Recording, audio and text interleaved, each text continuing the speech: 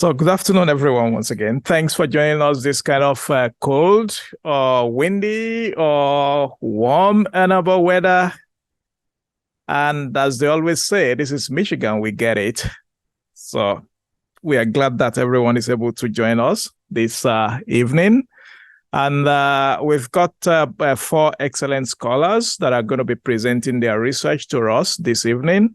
But before I introduce our scholars, I would like to, as I always do, give notes of thanks to those who continue to support the University of Michigan African Presidential Scholars Program. And first, my name is Omolade Adumbi. I'm a professor of Afro-American African Studies as well as anthropology, and I'm also the director of the African Studies Center. And our gratitude goes to the Office of the President, the Provost Office, the International Institute, the Department of Afro-American African Studies, Center for Global Health Equity, Center for International Reproductive Health, College of Engineering, and of course, our fabulous faculty host who have been working with all of these excellent scholars since their arrival here in August. So we are happy that they could join us this afternoon. And of course, without forgetting the families that they left behind at home, without their families letting them come to join us, they wouldn't have been here. So I'm sure many of their family members are joining us online as we speak. So thanks for letting our scholars come to Michigan. And thanks also to their respective universities, because if they didn't let them come, they wouldn't come. And particularly the fact that they continue to pay their salaries while they are away on this research trip. And so the format for today is that I'll introduce the scholars in the order in which they are going to present. And once they are done with their presentation, then there will be a Q&A session, and I'll call them back here. And everyone will have the opportunity to ask them questions. Then for our audience online, please, when you want to ask your question, just use the Q&A icon on Zoom to ask your question, and I'll be happy to read out all of your questions. So thank you. Our first caller today is Dr. Sola Edagbami. Dr. Edagbami is a lecturer in the Department of Computer Science at the University of Lagos in Nigeria, and he holds a PhD in computer science from the same university. Dr. Edagbami's research investigates the performance of lateral growth-rooted tree optimization algorithm as an approach to multi-level image segmentation problems. His host is Professor Kevin Nigerian of the Department of Electrical Engineering and Computer Science in the College of Engineering. Thank you, Professor Nigerian, for hosting Sola. And of course, thanks to the entire team for being here with Sola this afternoon. So Dr. Edagbami's presentation is titled Lateral Growth-Rooted Tree Optimization Approach to Image Segmentation. Please, let's put our hands together for Dr. Edagbami. Next is Dr. Amaka Oriahu Emordi. Dr. Emordi is a senior lecturer in the Department of Political Science at the Obafemi Awolowo University in Nigeria. She holds a PhD in political science from the University of Ibadan, also in Nigeria. Dr. Emordi's research is on Streetism and gender at the intersection of peace and conflict in Nigeria. And our host is Professor Adam Ashford of the Department of Afro-American African Studies. Thank you, Professor Ashford, for hosting. So Dr. Emordi's paper is titled Child Neglect, Streetism and Urban Violence, a study of Skolombo boys and Lacasera girls of Calabar, Nigeria. Please, let's put our hands together for Dr. Emordi. Next is Dr. Mundia Kabinga. Dr. Kabinga is a senior lecturer at the Graduate School of Business, University of Cape Town in South Africa. He holds a PhD in business administration from the same university, and Dr. Kabinga's research focuses on sustainable economic, energy, and technology transitions in resource-constrained environments. Dr. Kabinga's research is also at the intersection of decarbonized electricity systems, markets, social entrepreneurship, and technology. His hosts are, of course, he's lucky to have two fabulous hosts. His hosts are Professor Panos Papalambros of the College of Engineering. Please, let's thank Professor Papalambros for. And Professor Ted London of the Ross Business School, who I understand is going to be coming a little bit late. So Dr. Kabinga's paper is titled Rethinking Energy Systems and Transitions in Africa, the case of South Africa's rapidly transforming electricity sector. Please, let's put our hands together for Dr. Kabinga. Last but not the least is Dr. Babalwa Magoqwana. Dr. Magoqwana is a senior lecturer in the Department of Sociology and Anthropology and founding director of the Center for Women and Gender Studies at the Nelson Mandela University in South Africa. She holds a PhD in sociology from Rhodes University, also in South Africa. Her research is on maternal legacies of knowledge. And our host is Professor Fatma Gokek of the Department of Sociology. Unfortunately, Professor Fatma couldn't be with us because she just returned from a trip and caught a bug. So she has a doctor's appointment at this hour, but she'll be able to join us online later. So Dr. Magoqwana's presentation is titled Consolidating African Sociological Vocabularies. Please, let's put our hands together for Dr. Babalwa Magoqwana. And first is Dr. Edagbami.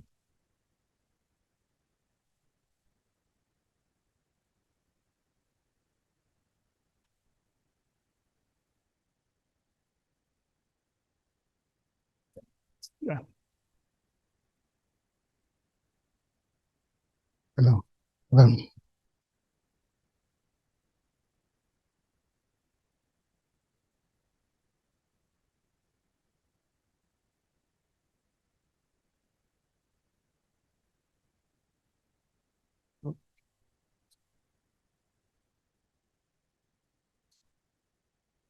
You have movies that you play? No, okay. Movies.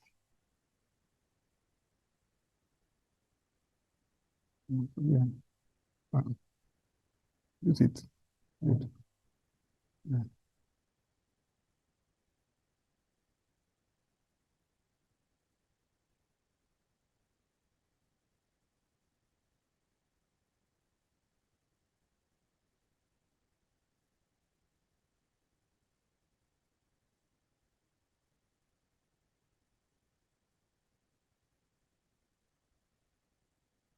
Okay, so thank you, Prof.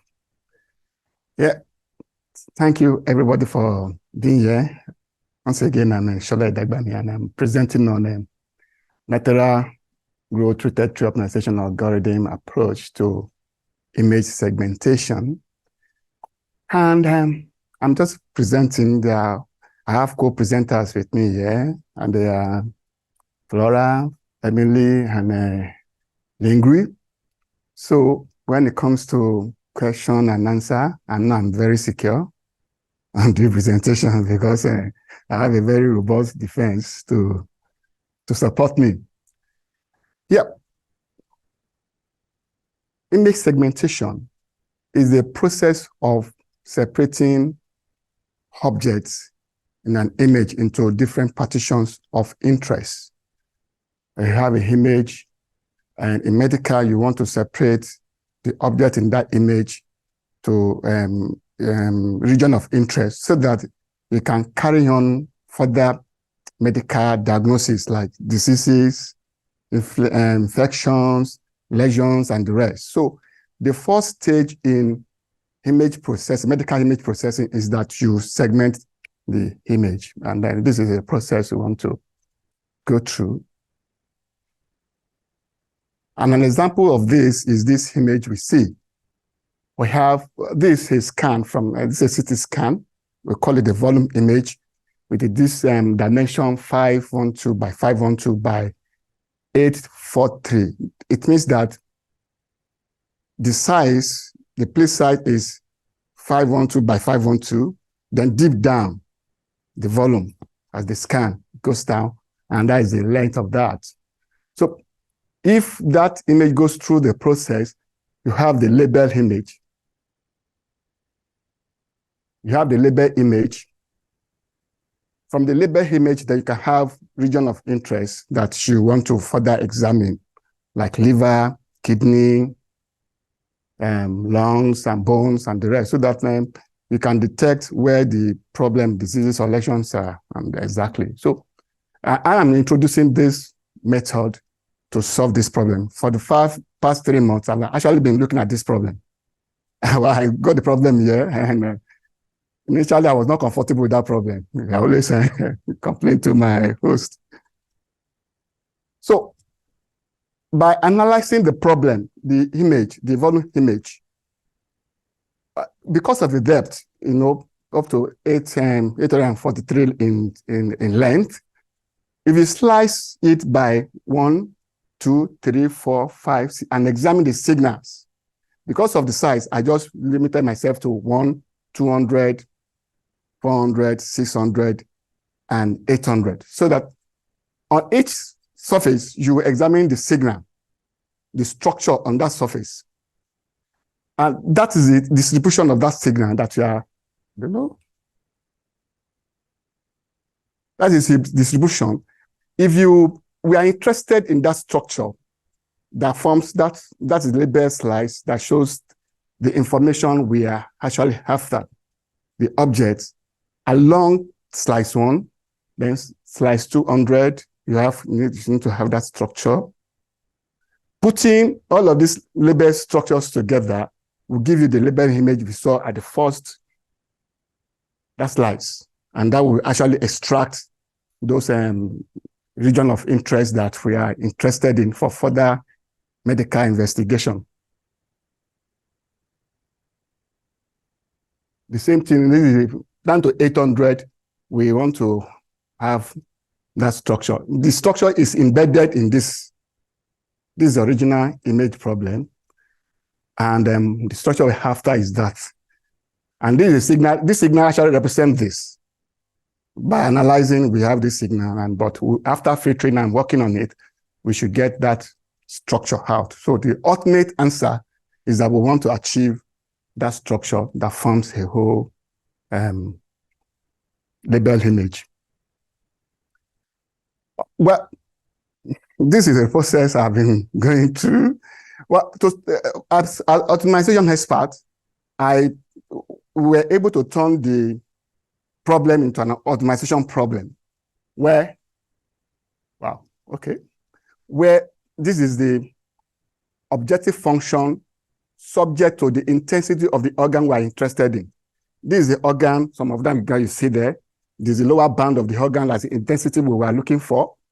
And the upper bound of the intensity we're also looking for. So, and this is the objective function that gives the score of how worth we are finding these thresholds, intensities, and we want to know, this formula gives us the worth of that intensity. Now, the process of finding that those thresholds of intensity are this. So, this is the concept of lateral root rooted tree urbanization algorithm. It is borrowed from the plant root, how the plant forages for nutrients, spreads. It behaves very intelligently. Each branch of the root is not just ordinary. It grows towards where we have nutrients. So that idea of foraging for nutrients is transferred to computer science. And we have the hydrotropism, lateral root, and random root tree that represent the behavior of the root to solve the problem we first mentioned earlier on. And these are the equations for each step. Hydrotropism means that is the movement of roots towards water. That's the biological definition of hydrotropism. And this is the equation that implements how the roots grow and decide. It wants to grow in length, and you need to decide This equation allows you to decide, do I need to grow or do I need to remain where I am? So these are artificial intelligence decision process where the tree will have to decide if it's worth growing or it doesn't worth growing. The same thing has to do with lateral root growth. It means most branches and root growth branches. That's why you're seeing secondary, primary, and tertiary roots, because they have to grow and forage for nutrients. Where there is water, you see them multiplying their roots. If we have a very good problem and very good situation and solution, the organ will quickly multiply other solutions to exploit that area so that we can have a better performance. And that idea is also, and this is the equation that achieve that behavior. Then diversity equation helps the algorithm to escape being trapped in a local loop, in a local region. So we need to get a global solution. So in a way to escape being trapped in a locality, it has a diversity equation which injects fresh solutions, fresh into the space to keep searching so that you don't be trapped by in a local region. Having applied that method, we now have a solution by experimental results give that. Those are our experimental results. You can see very close similarities in what we are achieving. You can see the structure, though a lot of so we have, so I don't know why, we still need to investigate why we have the black spot here and why it's not here. That means that these are our first experiment on that. And very encouraging results, which we need to explore further to achieve. This is the expected and this is the actual. So we have been trying on each slide, we have the equivalent of this solution and the same thing here too. So we have this solution as our experimental result, where the aim is this. So there is still further work to do to look at some settings that may affect the performance of the algorithm. I must say that to me, it has been very challenging the first time I saw that problem. This is not the problem I had in mind when I was coming here. As a matter of fact, the problem I had in mind, I actually solved it. I even started writing papers on it, and just to get here and the whole thing changed. I was like, how would I go about solving this problem? I always complain to my host, this problem, at the point we were looking like, do we really change this problem? I said, no, we should not change. It's very challenging, but we are going to get somewhere. And I was glad that we are having a very good result. So observation, that's our research findings shows that the algorithm is very sensitive to the constraint of the organ, especially the lower band, intensity of the organ. If you change it, the different value is give a very wide result. I mean, it makes the algorithm very unstable. So we need to still investigate why that behavior is like that. Another finding we also notice is that the iteration process, we need to also look into how we have to have an optimal setting for the iteration process so that we can have a good performance. Then to improve on that algorithm, we need to have a further research and study on the problem. And for me personally, because that problem domain is new to me, medical, I have not seen that. This is for the past 3 months, been studying this problem. And my roommate always what kind of problem is this? So I need to still study more of the problem domain area so that I can know how best the algorithm I'm proposing will better achieve the purpose. Then the research on the sensitivity of the algorithm to parameter setting. In meta-heuristics, one major problem in meta-heuristics is parameter setting. If the parameters are not right, though the algorithm is good, but the parameter setting is not perfect, it will always be giving you strange results. So we still need to look into the parameter settings to see how we can make our results, experimental results, very close. If it's not 100%, at least some very good percentage to what we want to achieve in here. Then we also need to determine the optimal sensitivity range of a specific organ. One of the things I have problem is setting the what we call On's field units for a specific organ. It's a serious problem. So we have to get a way of working around the On's field unit so that the range, the upper band, the lower band, and the upper band of the won't be too much for the algorithm not to give us a good result. So if we have a very good bandwidth, then the algorithm will perform, I think, should perform well. Then we also need to look at robustness and stability of the algorithm. Because if you want to deploy it to production, as in what you use in the libraries, in software, we need to look at how robust and how stable the algorithm should be. Then we could also look at hybridizing it with some other techniques to make it better. So you need to give a good performance. On that note, I want to thank University of Michigan, ASC, and University of Lagos for creating this enabling environment for me, and also turning me to a global researcher. In the process, I've met some good researchers and renowned researchers in that field. And also want to thank somebody that pushed me out of my comfort zone, Emily. She gave me this problem. The first day I went there, and I was very uncomfortable with the problem. And well, she has given me the problem. That's a challenge. So I was not comfortable. She threw me out of my comfort zone, but I took up the challenge, and I was looking deep, going deep to see how to solve that problem. There's somebody also very important to the success of this project, Flora, because it's a medical field. The first problem I had was how to read and write materials to solve this problem on time in the 5 months that I have.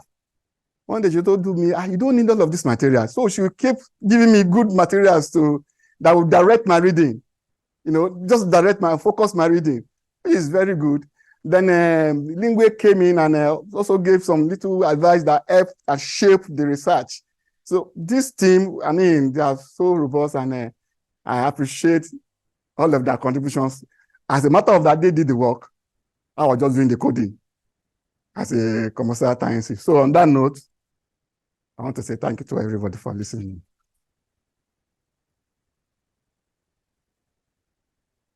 Dr. Emordi. Emordi.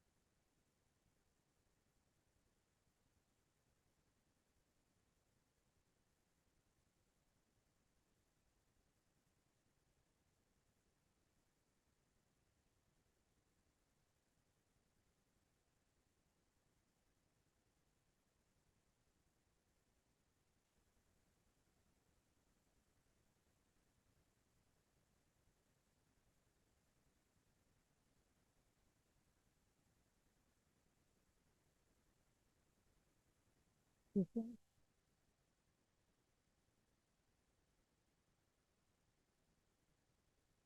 good afternoon, everyone. My name is Amaka Emordi. I'm from the Department of Political Science, Obafemi Awolowo University, and my research is titled Child Neglect, Streetism and Urban Violence, a study of the Skolombo boys and Lacasera girls of Calabar, Nigeria. Streetism is a relatively new term. It refers to living on the street or being off the street. It is sometimes used to describe street children, especially of Anglophone Africa. The concept of streetism was first used in December 1988 by Mosa and Reda. And then in 1996, ANU pointed out that the word streetism was used to describe children who live on the street and whose life is associated with the street. In 1995, UNICEF described streetism as a term used to define the target group of children under the age of 18 years and who are living on the street. The World Health Organization classified street children into 4 categories. Number 1 category is children who live on the street. And the second category are children who have left their families and reside on the street, and streets or hotels or shelters or abandoned places. There are also children who live in protection centers or orphanage homes who are at risk of becoming homeless. They also believe that street children are those who have weak or insubstantial relations with their families and whose circumstances force them to spend their nights on the street. In 1989, Lux pointed out that street children is not just what we have had, but they also include children who are of street families. Street families are children who, a group of individuals who are related and who work on the street and live on the street on a permanent basis. And street families are predominantly female-headed families. They have no home and live on the street full-time. The activities, like other street children, are varied. Thomas, in 2012, believed or found out that children who migrate into the street do so for several reasons. Number 1 is sexual abuse and physical or mental abuse, including emotional abuse from their parents or from people around them. And they also are attracted into the streets based on urbanization. And again, sometimes they are also pushed into the streets by adults who deploy them into criminality. Then that's about the literature review. And what are the empirical factors that cause Calabar children to be on the street? Number 1 is child abuse and neglect, witchcraft accusations, sexual and physical abuse, poverty, parental neglect and abandonment, family breakup, orphanhood, and enabling environment. I want to point out that child neglect and parental abandonment, they are quite different. Child neglect has to do with when African parents, in the process of trying to discipline their children, they lacerate their bodies, sometimes use hot iron, sometimes they maim them, cut their hands if they steal or something. And that way is different from parental neglect in a situation where the parents outrightly neglect their children and abandon them. You can see me in Lamina refuse dump with some children experiencing streetism in Calabar. If you look deep inside the slide, you see some grown adults who are also working.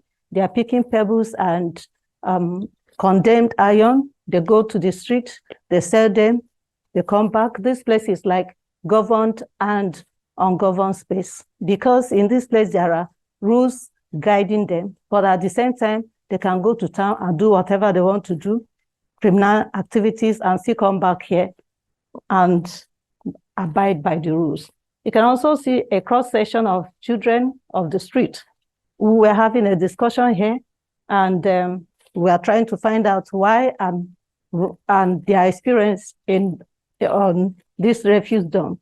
And if you, on the other side of the slide, you can see a more matured street boys and girls trying to get food from food vendors. You can also see toddlers and adolescents who are experiencing streetism. These beautiful toddlers, if not rescued, in the next 5 to 10 years, they'll be turned to sex slaves or turned to drug pushers or drug weapon conveyors, and even baby factories. The Skolombo boys, who are they? The Skolombo boys and Lacasera girls are colloquial names used for a cohort of street children in Calabar.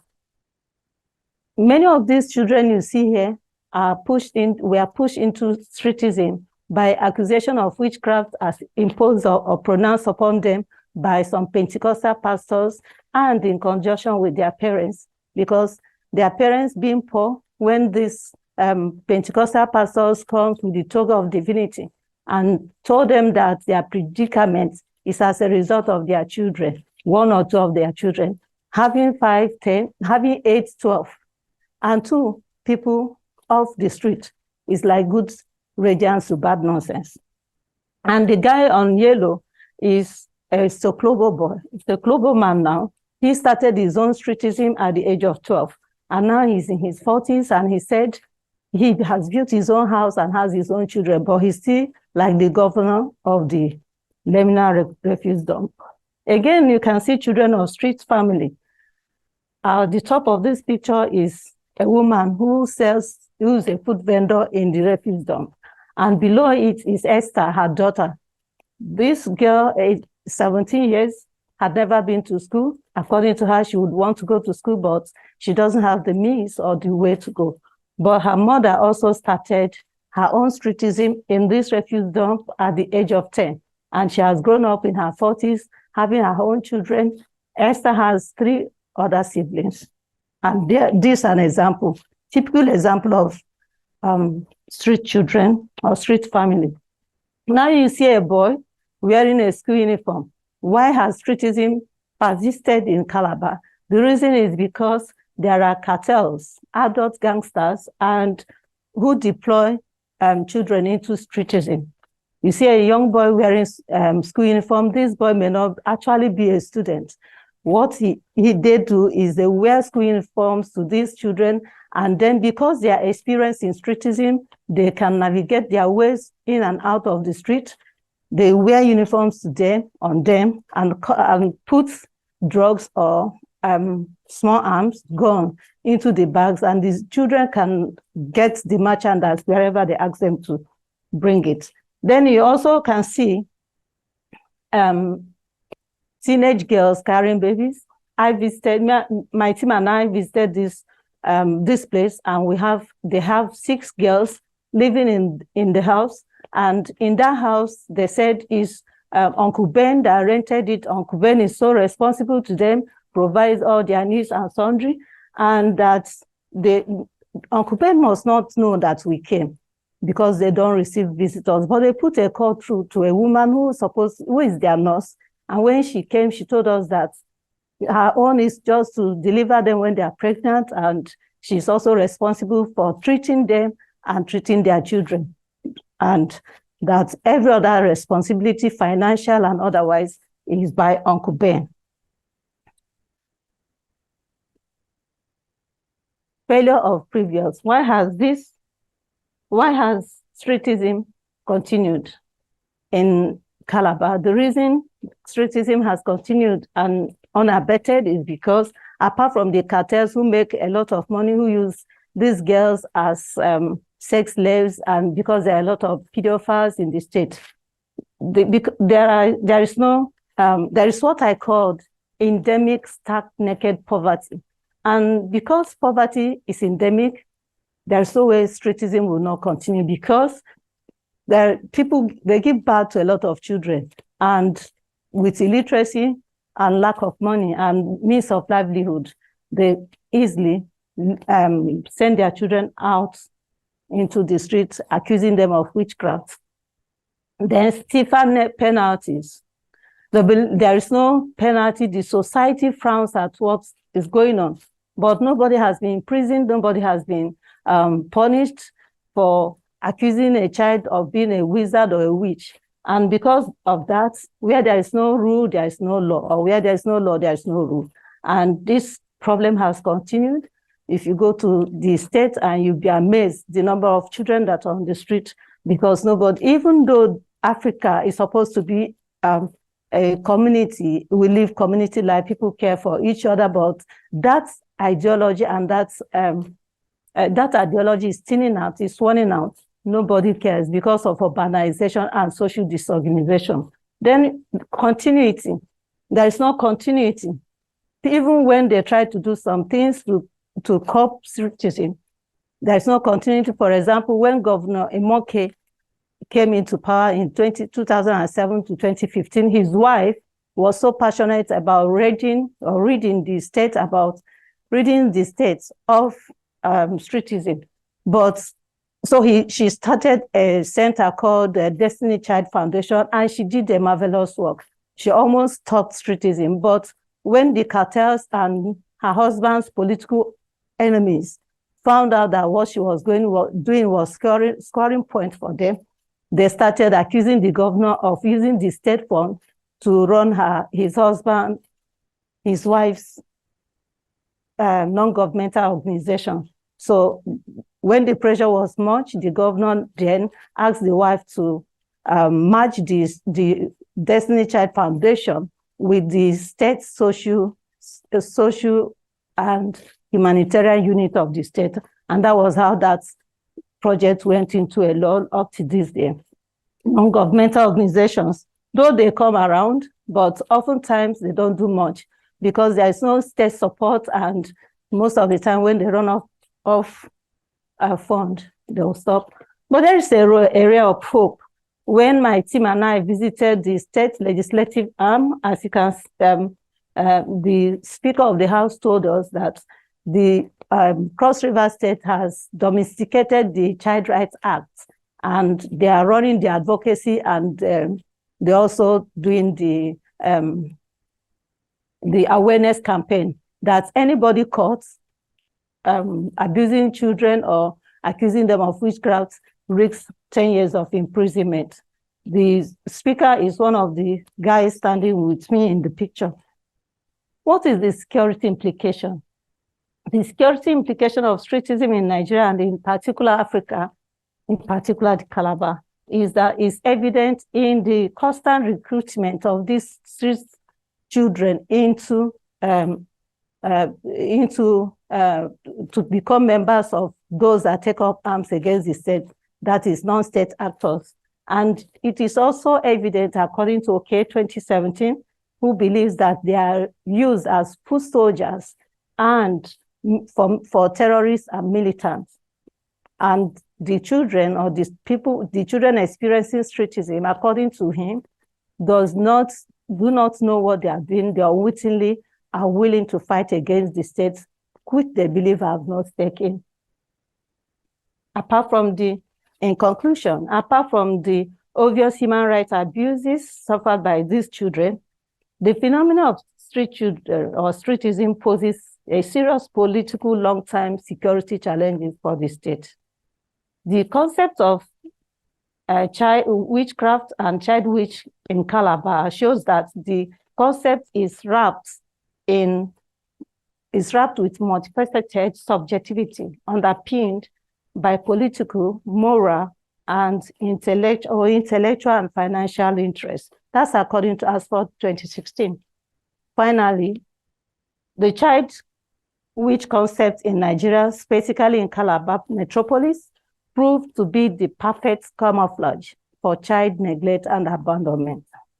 I want to specifically thank the African Studies Center, led by Professor Omolade Adimbi, and my host, Professor Ashford, especially again my school, the Department of Political Science, Obafemi Awolowo University, for your unalloyed cooperation for this journey so far. Thank you very much, and God bless.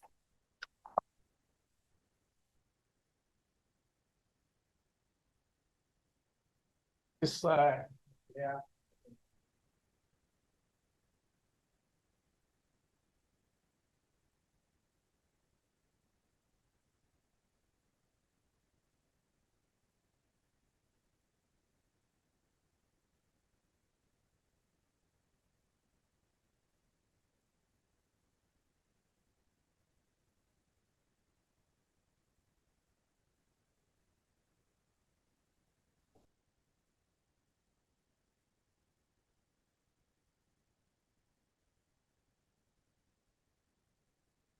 Testing, testing,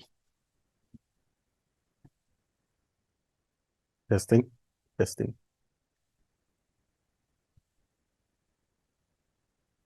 Testing. Okay. Good evening, everyone. My presentation is just simply around rethinking energy systems in South Africa. Rethinking largely because I think there are various political developments that have resulted in several decisions being made in the South African space. And thereby, by rethinking, we're just applying a lot more thought in terms of what the various political prescriptions are.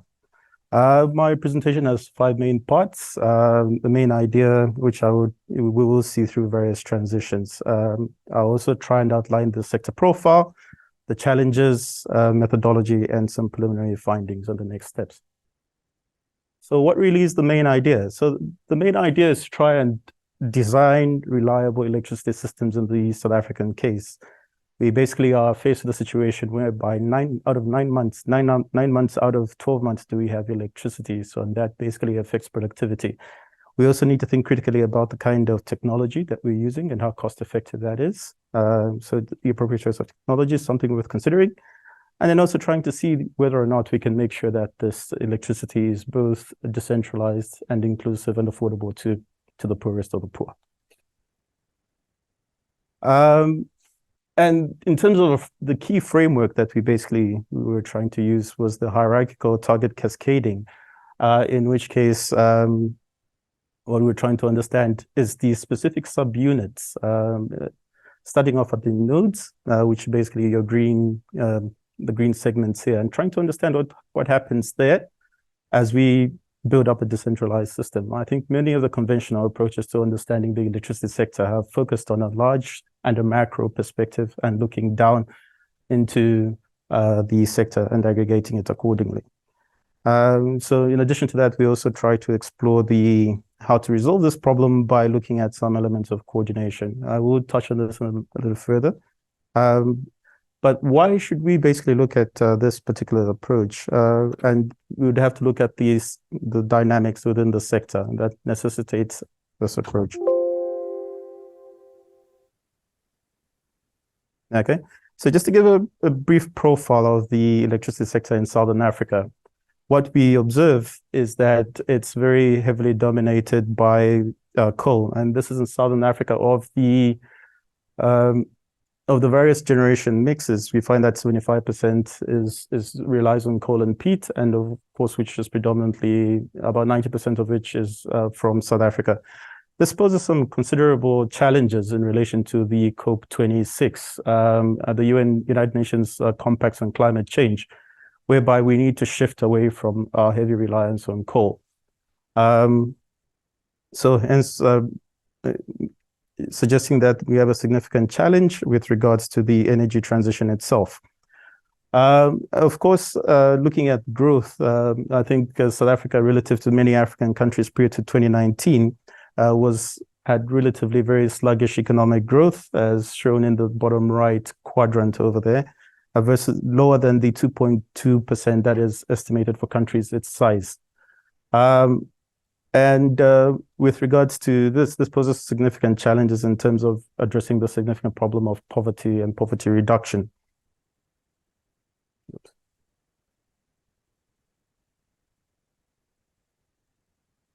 Okay. And what we also know because of the COVID pandemic is that the South African economy contracted significantly. It accounts for half of the economy in Southern Africa, which is that. And we also see that because of that particular contraction, it amplifies the existing social challenges. So to resolve these challenges, we need to figure out a way of making the South African economy grow. And critically underpinning that is the electricity supply provision. But in addition to that, what makes the South African problems quite unique is the rising levels of inequality. In this case, we see that post-1994, that's with the liberalization of the South African economy, we see a widening gap in terms of inequality. So the top 1% earning approximately 20% of national income versus the bottom 50, whose proportions have declined considerably from roughly about 15% prior to 1990 to about 2-3% after 2010. And of course, with COVID, these numbers have become a lot worse. So this raises a serious affordability question around the choice of technologies that we use in the energy space. And delving more deeply into the electricity sector in South Africa, we see that we have 30 power stations, installed capacity of about 47,000 megawatts of electricity, and of which 22 of them basically account for 39,456 megawatts of coal-fired power stations. We have a bit of hydro in both pump storage as well as hydro stations, which is about 3,500 megawatts thereabouts. We have wind farms of about 100 megawatts, nuclear power of about 2,000 megawatts, and of course the open cycle gas turbines. So these are like jet engines that are basically burning 10 liters of diesel per second. So they're used mostly for peaking, but the challenge of the last couple of years has been that they've been used for more than 24 hours and hence affecting the financial position of the utility. Combined in terms of the carbon footprint, so a combination of your coal-fired power stations as well as your open cycle gas turbines is what contributes to about 88% of your electricity generation, and which basically also contributes to your carbon emissions. So there is need to rethink how to reduce the dependency on coal as well as on gas. So in terms of the overall structure of the electricity sector, we see that we have a natural monopoly. So one state-owned utility that dominates the sector, which is Eskom, which is mostly thermal, but also if we add in the gas component, it rises up to 88%. The major challenge is that this plant is very, very old. It's over 40 years of age, and that raises some serious challenges around operating that plant, because the standard engineering life for plant is roughly about 25 years. So slightly more than half of the fleet needs to be replaced by 2030. In terms of financing, Eskom is facing a significant financial challenge in the sense that through the construction of its two power stations, Medupi and Kusile, it has incurred a debt which have taken about 20 years to complete, has incurred a debt of $19 billion. Okay. And of which is government guaranteed. So this constrains the Treasury, but also what we also see is that Treasury has decided in the 2023 budget to subsidize the utility, and by offering 54 billion, which is equivalent to $14 billion in terms of direct and indirect relief. And then also what we also see is that, well, we have in terms of productivity and economic impact, we have 207 days of load shedding in 2022. And what is estimated in the case of 2023 is 280 days, which amounts to your 9 months. So how productive could you be when you don't have power for 9 months? Okay. And then those productivity losses, when we compute them for stages 1, 2, and 6 of load shedding, South Africa is losing roughly about $1 billion to $4 billion rand a day, which amounts to about $200 to $250 million a day in losses, which, if in the worst case scenario, amounts to about 30% of GDP. So you can imagine you're not growing, but then automatically you're also losing another further 30% of GDP, and largely just because of not having reliable power supplies. So it just highlights how critical the challenges are. And then there's a strong reliance to basically rely on the utility from a policy perspective. And the utility basically This diagram just shows the electricity availability factor, which is your sections in green, on a monthly basis as far back as April 2022. And what we seem to be seeing, and then of course the section in yellow is your planned capability loss factor, which is whereby you put some of the plant aside for maintenance, for routine maintenance. And then of course your unplanned condition availability factor, the sections in red, is your plant failure. And what we seem to be seeing is that plant is only available 1 in 2 times. So more or less, it's 50% available, 54% available on most times. And this is as of November. This was as of November 2023. So the plant is only available 1 in 2 times. The planned maintenance is roughly about 10%, 9.1%, but then of course the unplanned outages have been varying over the years and roughly around 30 to 35%. So the plant is owed, reiterating the fact that the plant is owed and needs regular maintenance, and for the future is unlikely to resolve the developmental challenge of supplying adequate electricity supplies for the sector. And then, of course, this diagram just simply shows that there's been a lot of, aside from the challenges of operating the utilities, that there have been challenges around policy reform. So there's been a lot of inertia. So, for instance, these cartoons are like from 2015, where government pronounced that they will unbundle the utility, so to allow for private sector participation in generation. But then this is 2022, and we're still having this particular conversation around unbundling. So the policy inertia is also something worth considering. And then with regards to another way of actually putting it is just simply to say, well, look, Eskom is a sacred cow that you cannot touch. And that's where, nobody seems to know what to do with it. But in terms of implications, so the estimates is that the financial estimates in terms of the new investments that's required by 2030 is that we need about $52 billion. And that's 33,000 megawatts of electricity just to stabilize the electricity system in South Africa. So far, the private sector, through its 4 rounds of renewable energy procurement, has delivered 100 projects and 6,500 megawatts of electricity. And then further to that, what we are seeing is that going forward, the utility, both the utility and government do not have the finances to finance the investment, the 33,000 megawatts of electricity that's required.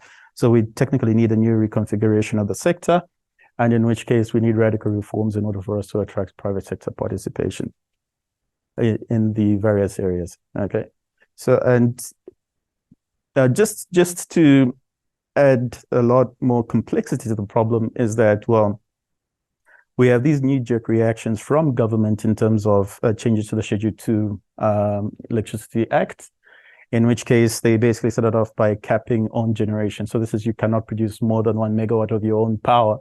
That went up to 10 megawatts, 100 megawatts, and now it's completely uncapped. So because of the crisis, you're allowed to produce as much power as you need. Technically, what has happened is that the sector has been liberalized without necessarily referring to it as liberalization. And then also we see that the Presidential Climate Commission is also insisted that we add 8,500 megawatts of electricity of renewable energy by 2030, so per year up until 2030. Which basically means without necessarily thinking through the capabilities, business models, and bureaucratic reconfigurations that are required for it. And then as a result of the combination of the first two, we see that there's an emergence of various sector actors, your small and embedded generators, your prosumers, these are your consumers who are now turning to producers and selling back electricity to the national utility. You have your independent power producers, you have your municipalities also doing their own procurement, and then you have licensed energy traders. So in short, these are all the prerequisites for a multi-actor, multi-sector electricity market. And then also what we also are seeing is that because of the 2023 tax incentives, we have households putting up 4,883 megawatts of rooftop solar. And this basically contributes about 10% of your total installed capacity in 2013. So the future is just simply decentralized. So in terms of the methodology, so what we're trying to do technically is just integrate technical systems, economic systems, social and environmental systems, And then rethinking through the design. Is this the optimal design? And taking a slightly longer term view as opposed to what the politicians would want us to believe. And so as an entry point in phase one, we looked at design and optimization, identifying the design and optimization problem by conducting a systematic literature review. In the second phase of the project, we're looking at coding and modeling the optimization. So that's an extension of the INRCD model that's been developed by previous UMAPS scholars. Peter is actually sitting in the back who developed it. And then we're trying to extend this to the South African sector and using a wine farm to understand the dynamics of that particular model in the South African context. Further to that, we're also interested in applying this systems dynamics and optimization using Dix Island to the integrated or to the wholesale sector in power sector in South Africa. In phase three, we are looking at implementing, working with the Ministry of Electricity in South Africa and implementing scaling of these decentralized models and coordinated mini-grids. In phase five, and so in addition to for phase three itself, we're looking at also interested in understanding how we can better coordinate the different nodes that are supplying different amounts of electricity using the hierarchical cascading model and resolving the various coordination challenges. In phase four, we're also interested, which basically extends into the next couple of years, is to look at capabilities and business models that might be required for the rapidly transforming sector. So understanding the impacts of these sectoral changes on the capabilities that are required, as well as the business models, and then organizing some design sprint workshops with municipalities and independent power producers. So allow me just to wrap up with just highlight what the systemic literature review has basically highlighted. That this topic has been quite topical, particularly in the engineering literature and the applied energy from 2015 and then a lot more after post-COVID, as people have been rethinking about building greener post-COVID. The debates have basically been both in energy and engineering. That's where the majority of the debates have been taking place. And just to wrap up in terms of what the next steps are. So we're going to undertake some qualitative research studies, and this is we're looking at one wine farm in South Africa, in Franschhoek, and then just to try and understand what the dynamics in the node are, and then applying the hierarchical cascading models to various sized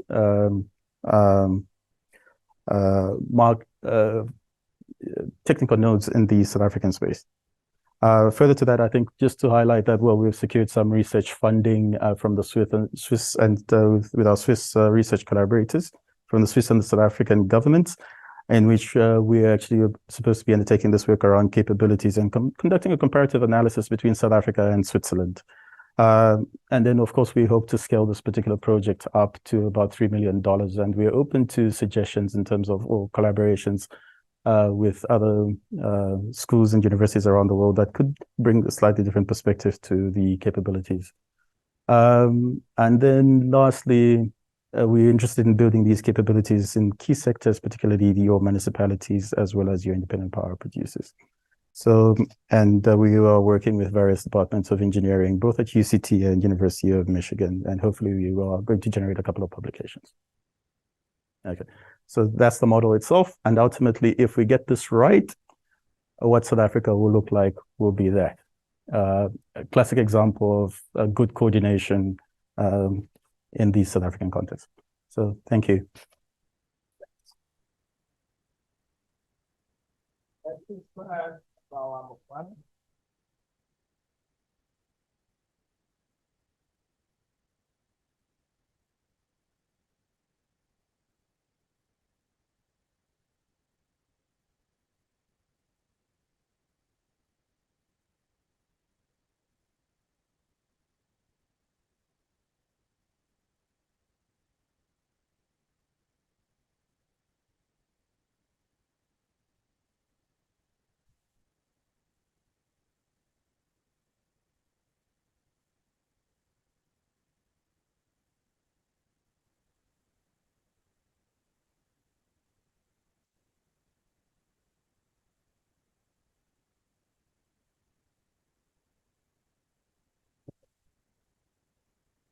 Richard. Okay, as you can see, my name is Babalwa Magoqwana. Thank you, Prof, for giving us the space to share some of our preliminary thoughts about what we're trying to do.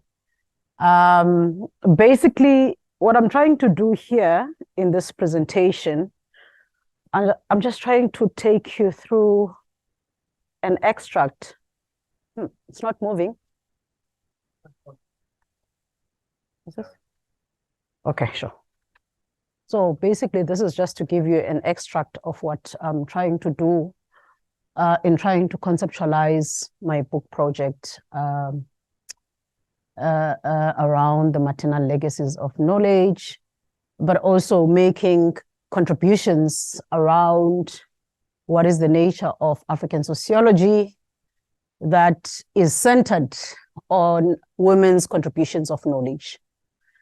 And unfortunately or fortunately, the study of society or sociology has always been criticized for trying to kind of universalize what was particular in a particular era and also particular societies, which is mostly in Europe.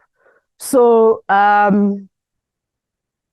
with this research, what I'm trying to do basically is trying to make interventions currently what is happening when it comes to the weaponization of culture against women and also against sexual minorities in Africa due to, I always say, extreme religiosity that has grown and taken over some of the things that people used to believe in the pre-colonial Africa. Not that things have not been changing, things have been changing, but there are certain things that have kind of been sustained in different epochs.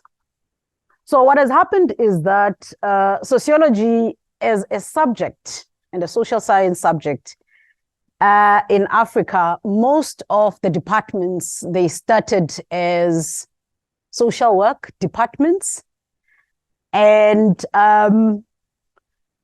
very much invested in terms of the content, the curriculum, and how it was taught and in what was taught in different parts of the world. So there was nothing at some point, in a way, if you can say, relevant when it comes to the terminologies, the categories, the theories, and the methods that were locally grown.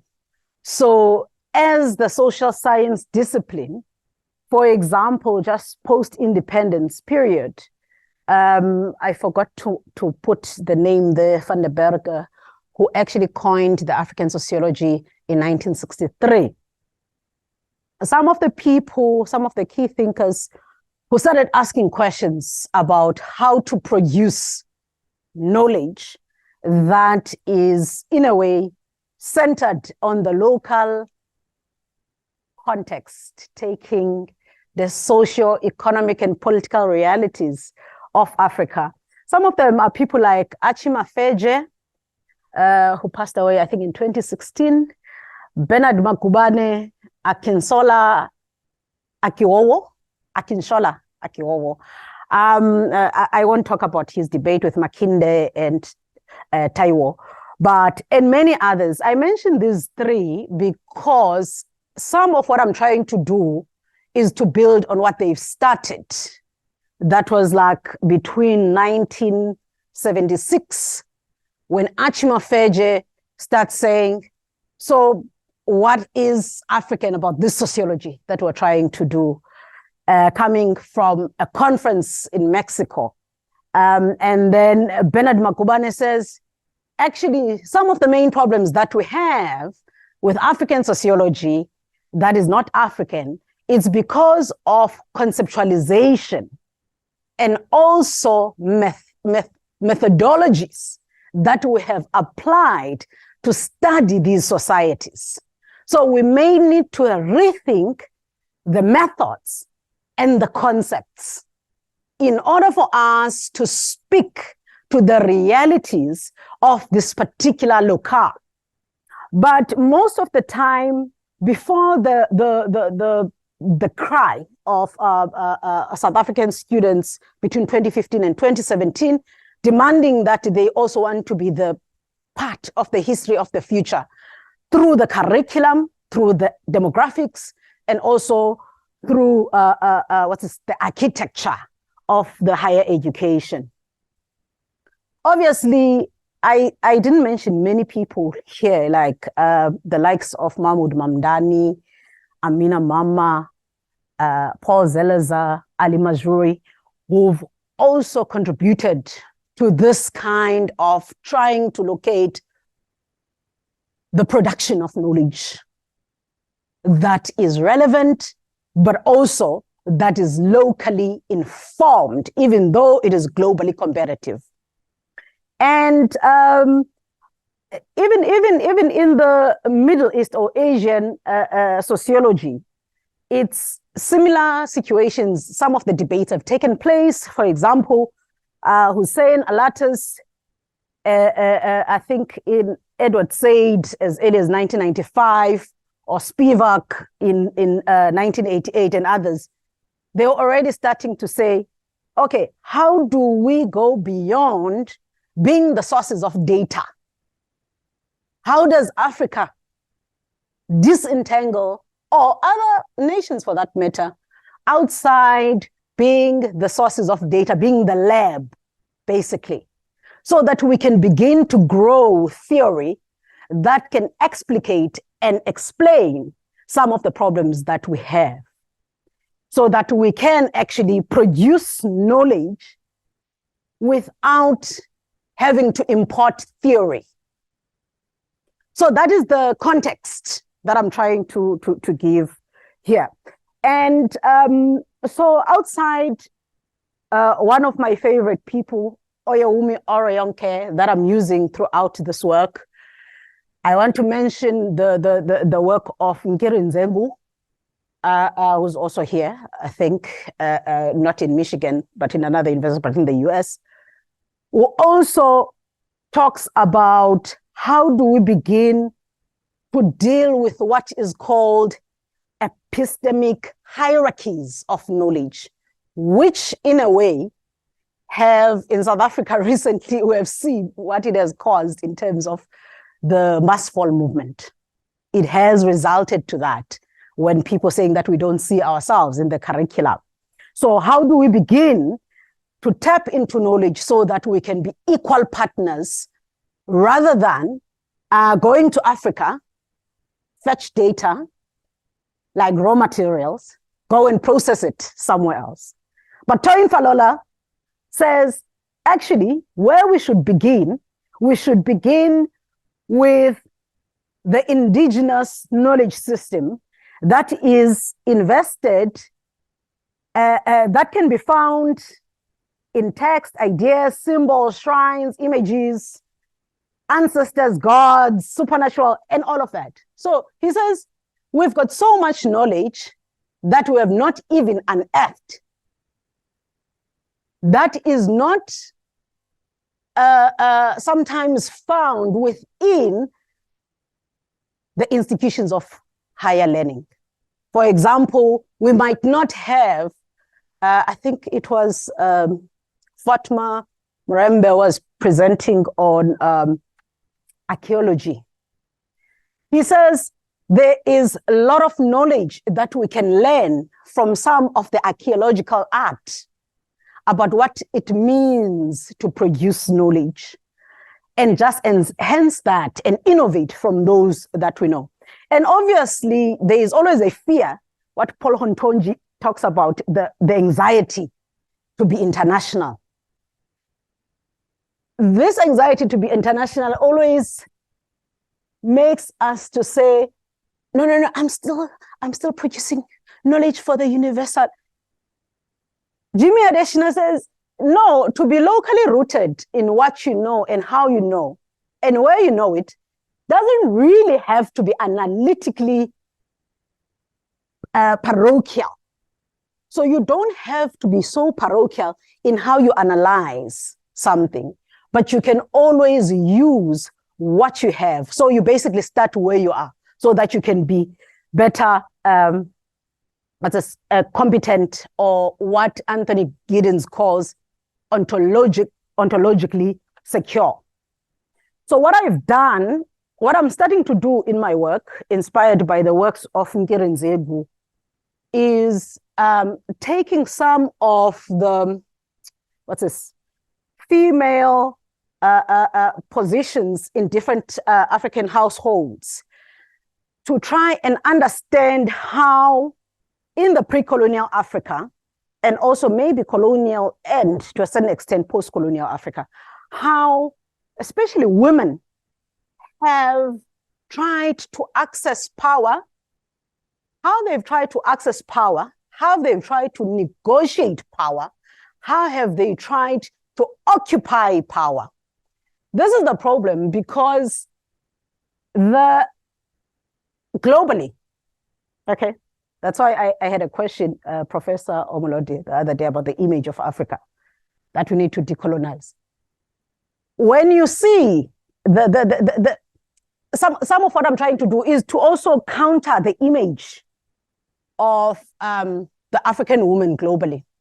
It is oppressed, weak, waiting to be saved, and also just there's an ugly face of poverty that we see when we see that. And when I decided that I'm going to take umakhulu, the elder mother or a grandmother, depending on how you say it in isiXhosa, which is one of the Nguni languages, to try and understand how gender works in African households. And I'm also trying to kind of promote sort of an opening of different ways of knowing for the students, and also for to have a conversation inside and outside of the university. Because one thing that I know, but most of us understand, that grandmothers, they tend to inspire what we know, how we know. And most of the time, it's not always, I think Bakara Youssef says, sometimes they can enforce certain problematic hierarchies. But I choose to place her at the center of what Bongani Nyoka calls epistemological decolonization using language. And I thought that to take an elderly woman, umakhulu, and not change it to English and say, this is a grandmother. It was particularly important for us, or for me, in the project that I'm trying to do. Obviously, this is like a section of the project. To say that I don't want to insert umakhulu as an extended family member, if you know what I mean. Extended from what? In terms of how to define family and all of that. So I wanted to put her as the center of the organization of the economics of the family. So basically, I decided to look back on how was this kind of elderly body been placed in literature or within the history in our continent. Most of this work has been happening, I'll be honest, West Africa, East Africa, a little bit in Southern Africa, where people are trying to say that we cannot assume that male dominance in Africa was always there. It is something that has been introduced, inherited, and unfortunately celebrated by those who benefited from it. And when Cheka Anta Diop observed in his thesis that one of the distinctive features about Africa was this, mother-centered household, which is the matricentricity of Africa. where the mother becomes the center. And he was studying Africa from different parts, especially from Egypt all the way down. He said he found something that was a little bit unique. This is historic, obviously. This has changed, obviously, because of one, religion, two, education, and obviously this was imposed by colonial administration and missionaries. But the work of Ifeoma Madume's, in Igbo or communities also tell us that these kind of practices or institutions, they still kind of influence how people think. When she did a whole ethnographic study on the community of Nobi society. So there are quite a number of people who have said we need to understand the concept of what it means to have this common motherhood, and how does it shape knowledge, and how does it shape what we think and how we think. So the elder mother in Africa, some people say, has got a secret knowledge, which is called witchcraft. And they tend to be targeted in other parts of Africa, because once you get frail, people tend to forget that you become a body of knowledge that nurtures the children. This is what is happening in South Africa in the rural areas mostly, that our unemployed graduates right now are actually nurtured by these bodies who are mostly the single income earners through the government state security fund. So these are the people who are deemed by the capitalist productive society unproductive, and therefore jettisoned to the margins. I say, actually, these people are the most productive bodies for some of us, because they are the ones who transfer certain kinds of knowledge, rhymes, stories of origin, folk tales that Falola says we must go back to. So Falola says we must return to the source by Cabral. And so the grandmother is not only, this was part of my frustration actually, that the grandmother, Omakulu, is accused of, these people are adding a burden to the state because, we have to give them a certain amount of money through the state security. But I was like, no, man, this is not how I know the grannies. I know the grannies because they brought me up in this particular way. And this is the reason why I know what Wright C. Mills calls sociological imagination today, to connect biography and history through clan names sometimes. And I don't think I'm the only one, even in this room, who can go back and say one of the biggest influences in how I know what I know is Umakulu. So some of the people that, especially the liberation leaders in South Africa, they tend to credit Umakulu for their leadership tactics, for how they got to know what they knew about history. Even the new generation of politicians in South Africa, if you're looking at EFF, they always say, it is my grandmother who taught me 1, 2, 3, 4. So I always like to read this because Winnie Madikizela Mandela as character in the world tends to be, complex. But Shireen Hassim, who has been writing on the marriage between Winnie and Nelson Mandela, the marriage contract, she basically tries to reposition Winnie in a different way.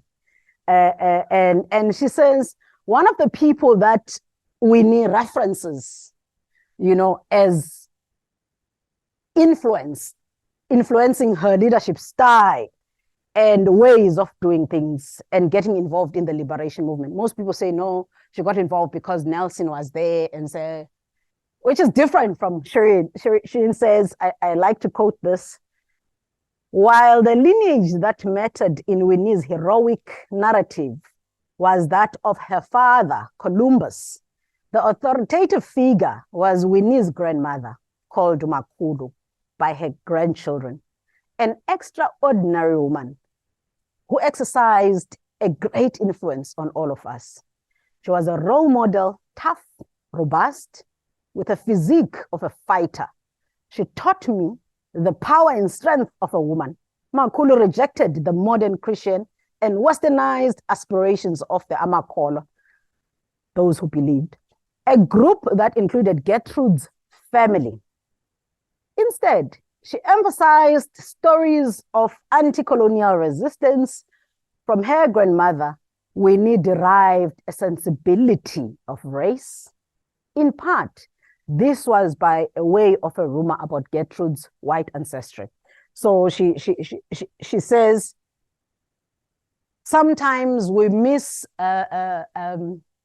interpret, because obviously of the marriage being one of the biggest institutions in Africa that is tends to define the women's role in the liberation. She says, no, actually, we need to go and look at Winnie's grandmother.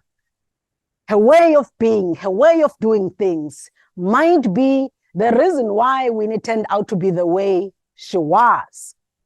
I think last week, Makaziwe Mandela, Dr. Pumla Makaziwe Mandela, Amoa, released a book about her father, Nelson Mandela. She says in that book, there's something that people don't know about Mandela. Mandela was a mama's baby. And she releases these pictures that are new to everyone in the public space. And she says, but I also want my children's children to know who the real influence of my father. So I was like, oh my goodness, I wish, okay, I've got 1 minute apparently. Okay, let me rush through. And so basically in this current stage, I used language to talk about the vocabularies. I used language so that we can be able to locate some of the speech that defines what's this hierarchies, and also that have potential for us to unlock a sociology that is different from Africa through language, obviously, and the archive that we need to visit. And when you look at language, you find that in isiZulu, umakhulu is gogo. Gogo is also what is called in isiZulu a traditional healer. So when you are a gogo, you don't have to be in your body form or physicality to be a woman. You can possess the female ancestor.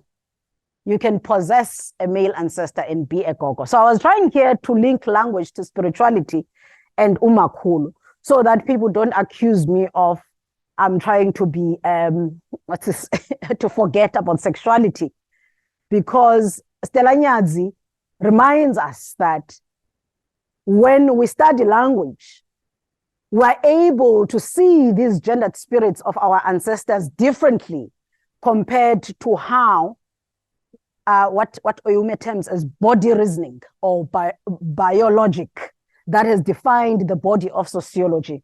I wish I could have spoken more about the maternal ancestors, but the main conclusion is that once you start centering or diversifying the knowers, you are able to destabilize some of the categories that have defined sociology as the body of knowledge.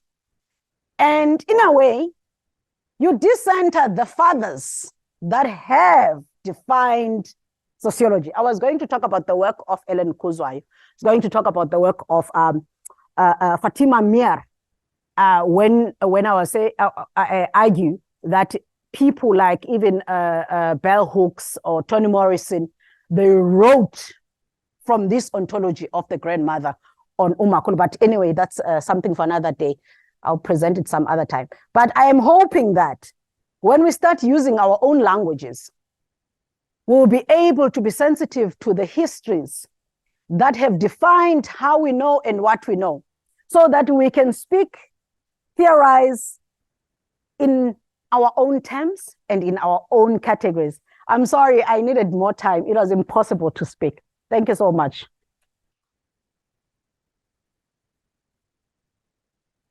All right, thanks everyone. Please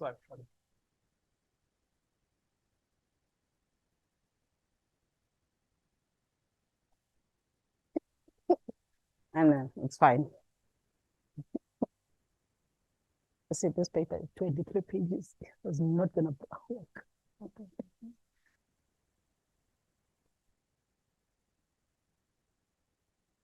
All right, we're happy to take your questions. I know they've given us a lot to process and a lot to think about, and which is what makes our excellent scholars good members of our community, because they come here and they bring a lot of energy and a lot of interesting ideas to the conversation that we usually have here on campus. So we allowed to ask questions to more than one. absolutely. Yes, please. Okay, computer science, I'm afraid, I can't help you. But I do have questions for the other three. To Amaka, in your presentation, you showed two older people living in the refuse dump, the man in the yellow T-shirt and the woman who was selling food. And you said they grew up there. Okay. And do they act as elders within the community, distinct from the criminality that you also spoke of, who might produce sort of forms of social cohesion amongst the younger people? That's my question. The discussion of electricity in South Africa is profoundly depressing. The situation there surely is impossible. But there's another dimension to it which, you know, I appreciate very much the technical engineering side of things, but paying for all of this stuff is hugely problematic. And in South Africa, particularly going back at least 40 years, there was a very strong tradition now of not paying for electricity. During the struggle, the boycotts against electricity bill was a central part of everyday life in the townships. And that has continued on in the suburbs as well, and especially in the municipalities, not to mention the rampant criminality within the electricity supply commission, ESCOM. So I wonder how you factor in those sort of sociological dimensions, for want of a better word, before coming to Babalwa. And in the years since 1994, the ANC government has invested heavily in heritage studies, and universities have picked up on heritage to the expense of history and sociology. There's been big investments in that. And I wonder how you would relate this kind of official discourse about heritage to the ritual archive embodied in umakhulu, and whether there's a kind of irreconcilable difference there. Okay, so we'll take one more question, then allow them to respond. Then we'll come back for another round of questions. Any other question for? Yes. Amaka, you mentioned the man in the yellow T-shirt, you said is a Skolombo boy, right? One, the word Skolombo, is it peculiar to only the people in Calabar? One, what exactly does it mean? Does does it mean that that society or that environment or that that dump hill, that community is called Skolombo, or the act of living on the street is what is called Skolombo? That is one.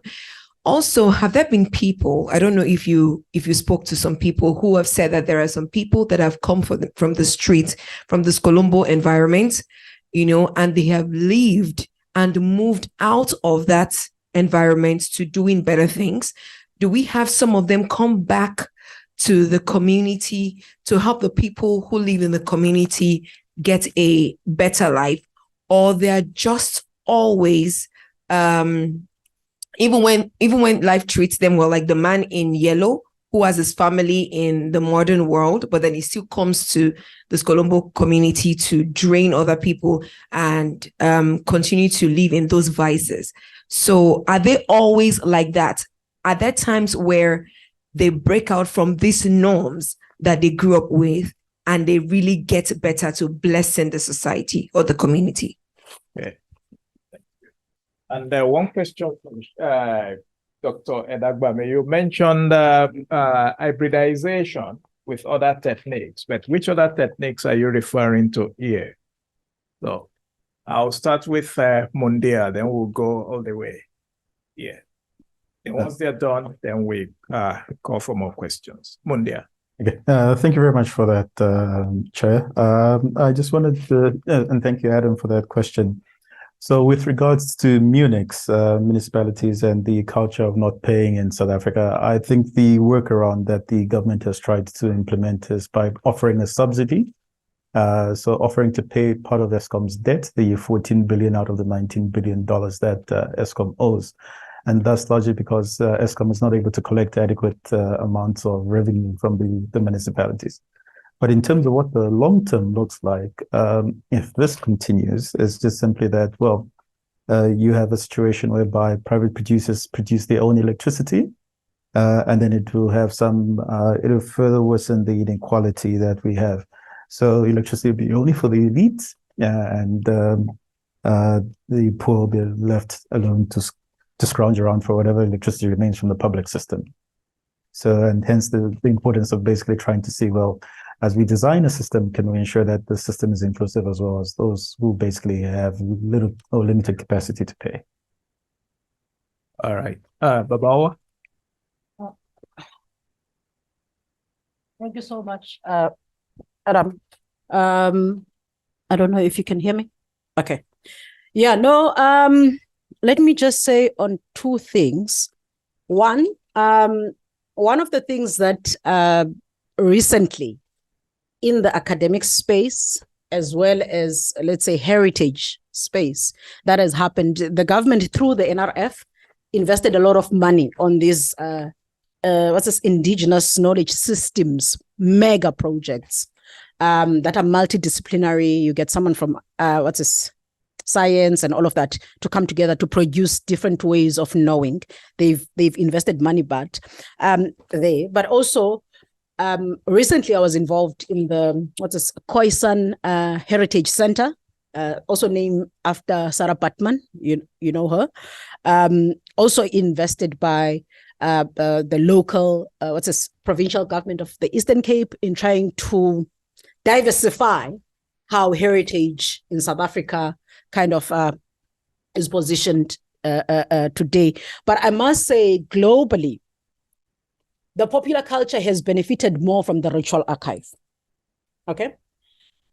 One, if you're looking at Black Panther, for example, it's one of the, I think, successful stories where we see innovation, popular culture, and these histories coalesce in a beautiful story, even though it was not, it's fictionalized, but the research that went into the movie, you can actually locate it. You know, I think popular culture in Africa and in South Africa is benefiting from these kind of stories.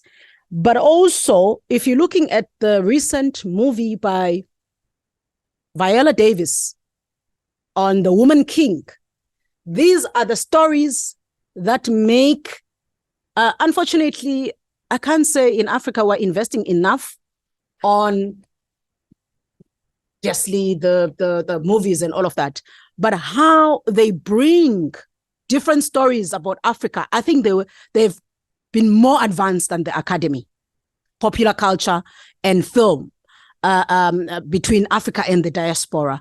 I think, yeah, that's how. Sorry. Yeah. Amaka. Yeah, thank you, Professor Ashford, for your question. You asked if the elderly people in the refugee dome help for social cohesion. I'll say yes, but not all. Like the man in the yellow t-shirt has grown and is like the governor of the refugee dome, but every other person listens to what he says and obeys the laws that he made, because as the oldest member of the dome, is more powerful, and he knows who comes first and who is last. So he is actually the one that may be responsible for social cohesion. Every other person obeys his rules. Then for Omahumi's question, first, you asked what the meaning of Skolombo. Skolombo, like I said in my presentation, actually means there are two cohorts, Skolombo boys and Lacasera girls. Time did not permit me to give the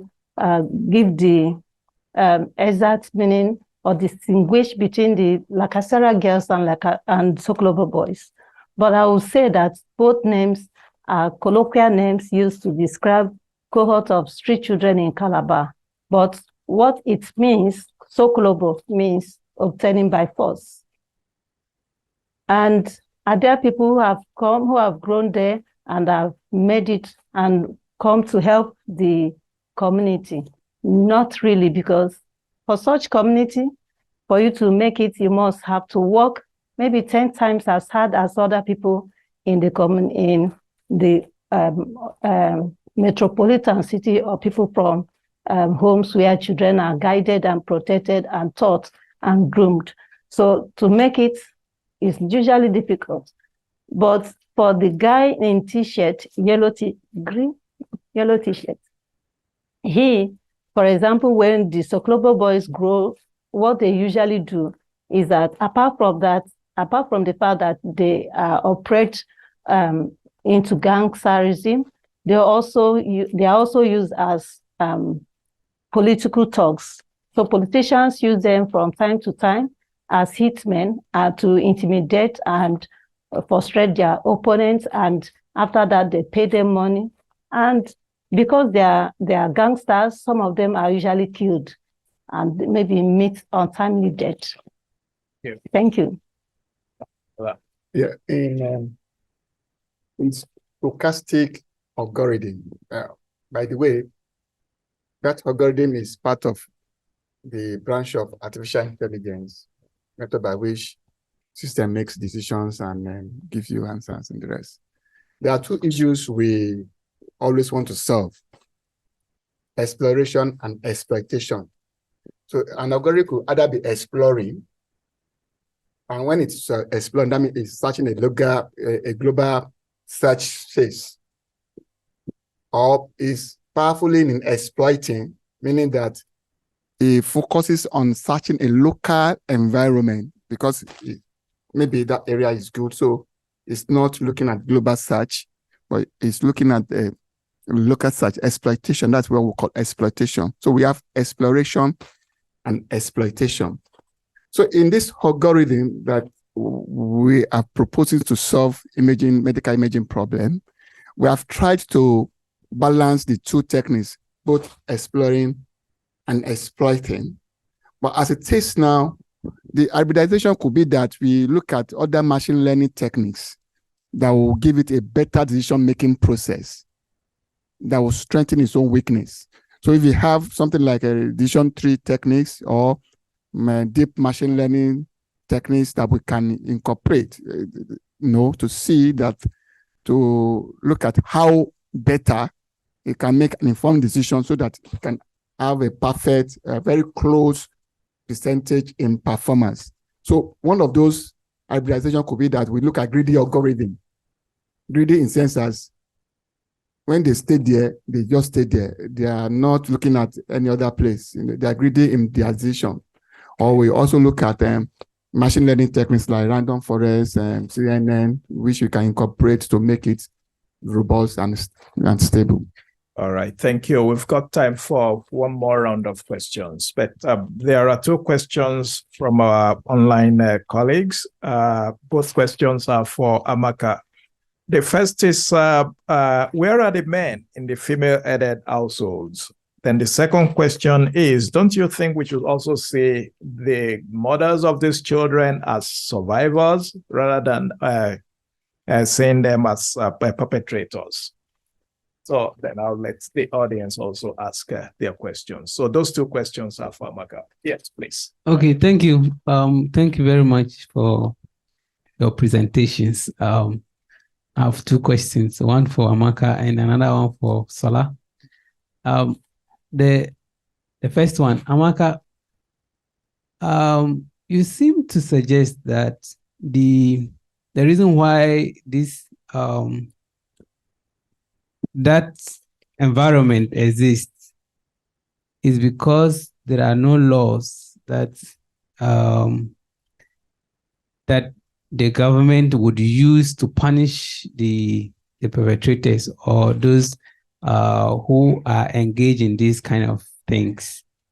Don't you think that it is sheer failure of the government, not because there are no specific laws, and you are hoping that there's a new law that is going to be promulgated very soon that will be used against the crime? Don't you think that is sheer government failure?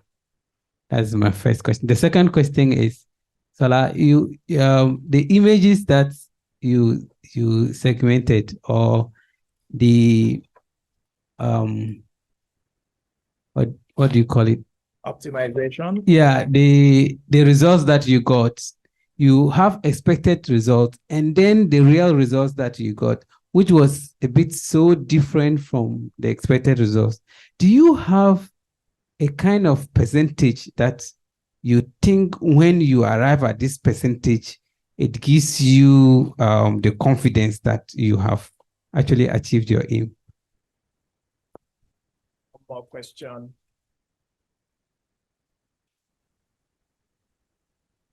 Thank you. Thank you for your presentation. I have one question for Sola, one question for Amaka, one question for Babalwa and Mundia. Sola, talking about your optimization, when you see the image you got, it is like the surface part are the one that we can see. And your approach is based on a tree, the main root, and the secondary root. Don't you think that, I don't know about algorithm, but I was thinking if it may, during your experiment, probably the secondary root on the surface are the one who may be dominating to give like the real image. My question to Amaka, when you see, adding to what Joseph said, the government has a little bit failed. So I'm asking a question as a political scientist. Do you think that the government failure in eradicating poverty and those issues may be a political tool?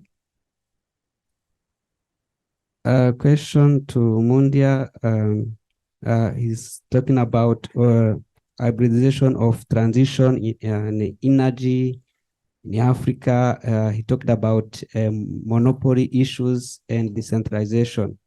So now my question is, do you think that your contribution or energy transition will contribute to decentralization? Because in Africa, we have that kind of monopoly issues. And when we compare with the public institution, we found that there is a problem. My question to Babalwa, thank you for research.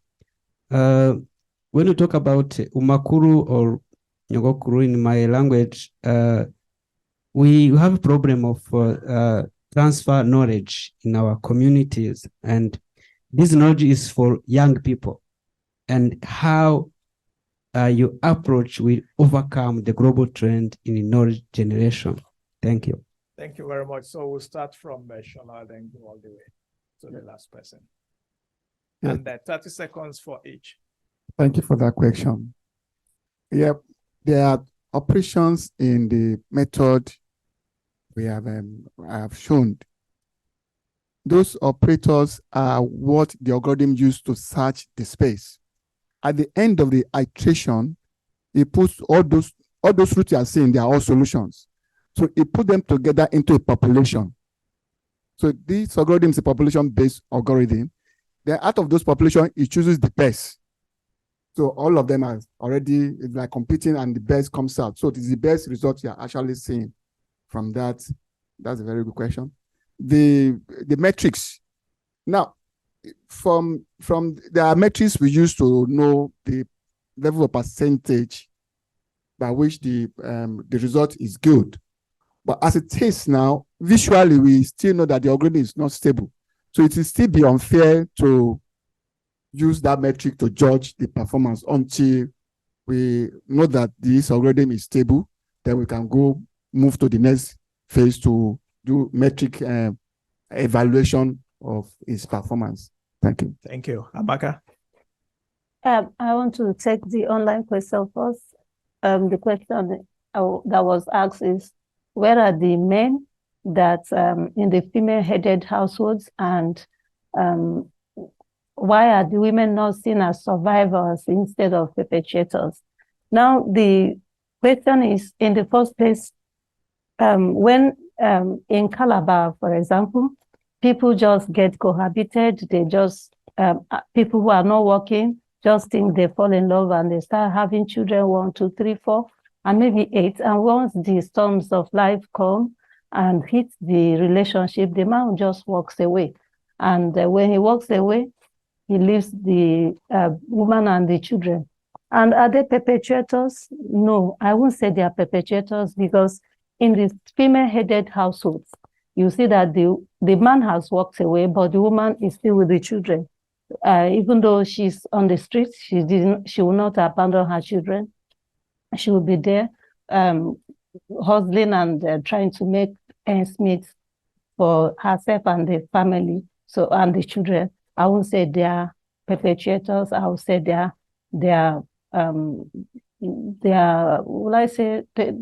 are survivors, and they also help in seeing that their children, to what extent, whatever level they can, help them to get in life. And that's the 2 questions, right? Yeah. Then for Joseph asks if it's not the failure of government. 10 more seconds. Oh, sorry. Yes, it's the failure of government, because if government has done what they are supposed to do, a lot of children will not be on the street. In the first place, every child deserves education. These children, instead of being on the street, should be in the school and should be catered for if there is something like social welfare, or maybe a way of sustaining them in school. And for Tenesta, you asked if it's a political tool. Yes, it is. In Africa, and in particular in Nigeria, you see government or politics being run, politics of prohibition the people, make them poor. And then when they are poor, they tend to, oligarchy. You see them more tending towards the politicians, begging for subsistence and how to sustain themselves. So to a large extent, it's a political tool, because they also use them as political talks to terminate or eliminate their opponents. Thank you. All right, thank you, Babalwa. 30 seconds.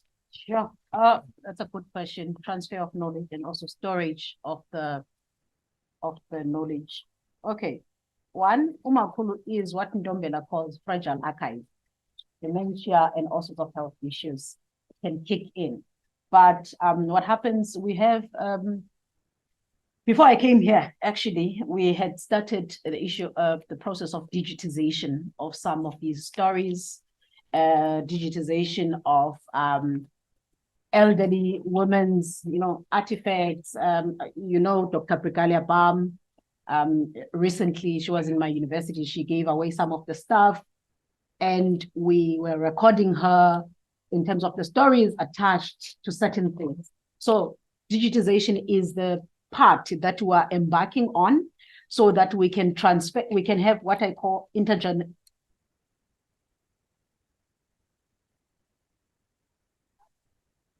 Also doing, yeah. Thank you. Mundia, 30 seconds. Yeah, so thank you very much for that, Theonist. So very broadly, I think from a policy perspective, government seems to be throwing the kitchen sink at this particular problem and trying to make sure that they try and resolve it through the changes to Schedule 2 that allows everybody to build their own capacity. And then, of course, these are just the preliminary steps in terms of ensuring that you have a decentralized system.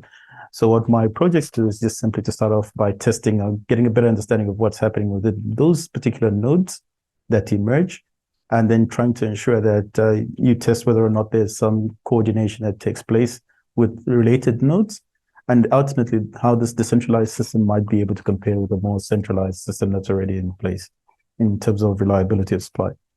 And then I think just a quick note, just a quick comment on Adam's earlier question.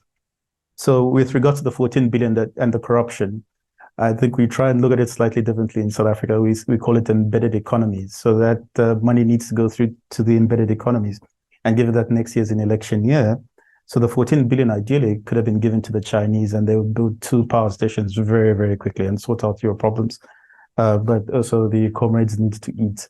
And consequently, that's why, it's going through the US comrades.